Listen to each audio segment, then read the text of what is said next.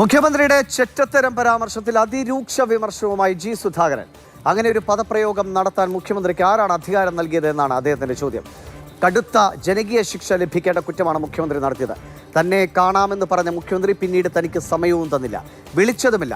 മുഖ്യമന്ത്രിക്ക് സ്ഥലജല ഭ്രമമാണ് എന്നും ജി സുധാകരൻ വിമർശിച്ചു. അങ്ങനെ ഒരു പദപ്രയോഗം നടത്താൻ അദ്ദേഹത്തിന് എന്ത് അധികാരം, എന്ത് അവകാശം? അദ്ദേഹത്തെ ആര് ചുമതലപ്പെടുത്തി? Politburo ചുമതലപ്പെടുത്തിയോ?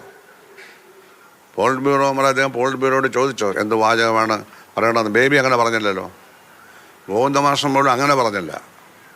പരിഹസിച്ചൊരുക്കെ ചിരിച്ചെന്താണ് ആ പ്രശ്നം തീരുകയും ചെയ്തു. വേറെന്താ അദ്ദേഹത്തിന് പ്രത്യേക അവകാശം എന്താ?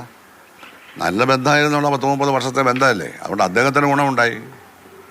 എല്ലാ പ്രതിസന്ധിയിലും ഞാൻ ഉറച്ചു നിന്നു. ജനങ്ങളെ അറിയിക്കണം, പത്രസമ്മേളനം നടത്തി പറഞ്ഞ വിശദാംശമൊന്നും ഞാൻ പറയുന്നില്ല. അദ്ദേഹത്തിന് സ്ഥലജലഭ്രമം സംഭവിച്ചിരിക്കുകയാണ്. ഇവിടെ എന്താ നടക്കുക അദ്ദേഹത്തിന് അറിയില്ല. താഴെയുള്ള ജനങ്ങളുമായി യാതൊരു ബന്ധവുമില്ല.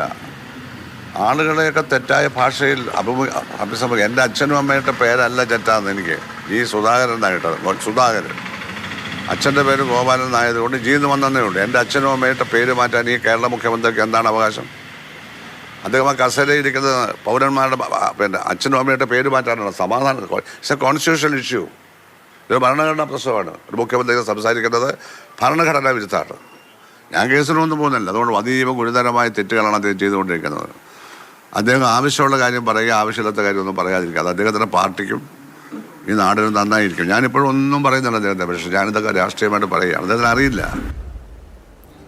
മുഖ്യമന്ത്രിക്കെതിരെ മാത്രമല്ല എ വിജയരാഘവനെയും കടുത്ത ഭാഷയിലാണ് ജി സുധാകരൻ വിമർശിക്കുന്നത്. വിജയരാഘവനെ പോലൊരു രാഷ്ട്രീയ നിരക്ഷര കുക്ഷി പറയുന്നത് ഞാൻ എന്തിനു കേൾക്കണം?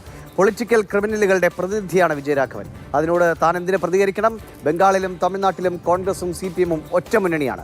വിജയരാഘവനും തോമസ് ഐസക്കും അവിടെ പോയി പ്രസംഗിച്ചില്ലേ എന്നും ജി സുധാകരൻ ചോദിക്കുന്നു. ആ പോളിറ്റ് ബ്യൂറോ ഇരിക്കാൻ യാതൊരു യോഗ്യതയുള്ള മനുഷ്യനല്ല. അയാൾ പാർട്ടിയിൽ തന്നെ മെമ്പറാവാൻ യോഗ്യതയില്ലാത്ത ആളാണ്. അങ്ങനെ ഒരു വിഡ്ഢിക്ക് മാത്രമേ ഞാൻ സംസാരിക്കാൻ കഴിയൂ. വർഗവഞ്ചകർ എന്ന് പറഞ്ഞാൽ ആരാ? ഈ നാട്ടിലെ സാധാരണക്കാർ. ആരാണ് ഈ വർഗം? ഏതാണ് ഈ വർഗം? പൊളിറ്റിക്കൽ ക്രിമിനൽ വർഗത്തെയാണ് വിജയരാഘവൻ പ്രതിനിധീകരിക്കുന്നത്. അവരോടാണ് ഞാൻ സംസാരിച്ചത്. ആലപ്പുഴ ജില്ലാ നേതൃത്വത്തിലെ ഭൂരിപക്ഷവും എല്ലാവരുമല്ല, പൊളിറ്റിക്കൽ ക്രിമിനൽസാണ്. അവരാണ് ഈ വൃത്തികേട് മുഴുവൻ കാണിക്കുക. എൻ്റെ അച്ഛന് പറഞ്ഞു എന്ന് പറഞ്ഞാൽ എൻ്റെ എല്ലാ സ്ഥലത്തും ഞാൻ പറയും. എൻ്റെ അച്ഛന് പറഞ്ഞ് ഞാൻ പാർട്ടിയിൽ ഇരിക്കുമ്പോൾ തന്നെ LC-യെ കൊണ്ട് പറയിച്ചു. തെറ്റാണെന്ന് ഈ വിജയരാഘവൻ പറഞ്ഞോ? മുഖ്യമന്ത്രി പറഞ്ഞോ തെറ്റാണെന്ന്? അവന് നടപടിയെടുക്കാൻ പറഞ്ഞോ? ഇല്ലല്ലോ. ഈ നാസർ എന്താ പറഞ്ഞ ഫോണിൽ കൂടി താക്കീത് ചെയ്തെന്ന്. സ്വന്തം അച്ഛൻ്റെ അത്രമാത്രം ബഹുമാനമാണ് നാസർക്ക്. ഫോണിൽ കൂടി താക്കീത് ചെയ്ത്. അതൊക്കെ പോട്ടെ.